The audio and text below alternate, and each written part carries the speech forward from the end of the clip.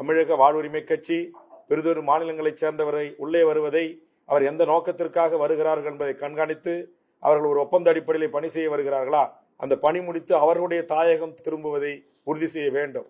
இது தமிழ்நாடு அரசுக்கு நாங்கள் வைக்கிற கோரிக்கை.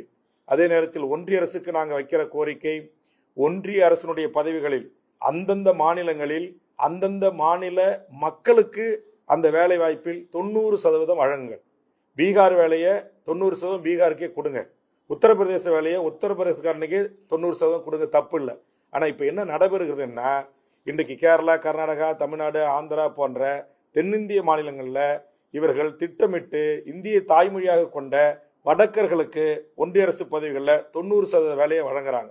இது இந்தியாவின் இறையாண்மைக்கு பிற்காலத்தில் பெரு ஆபத்து ஏற்படும், பெரிய கேள்விக்குறியாக வரும். மொழிவழி தேசிய இனங்கள் எந்த நோக்கத்திற்காக மொழிவழி மாநிலங்கள் பிரிக்கப்பட்டதோ அந்த நோக்கத்தை சீர்குலைக்கின்ற ஒரு நடவடிக்கை இது. இதையும் இனியும் பொறுத்து கொள்ள முடியாது. அதுபோன்று மாநில அரசு தன்னுடைய அரசு பதவிகளில் 100% தமிழ்நாட்டைச் சேர்ந்த தமிழர்களுக்கு வழங்குவதை உறுதி செய்கின்ற சட்டமும், தனியார் துறைகளில் 100% இந்த மண்ணின் மக்களாக இருக்கிற தமிழர்களுக்கு வேலைவாய்ப்பு கிடைப்பதை உறுதி செய்கிற சட்டங்களும் வேண்டும். இப்ப பீகார்ல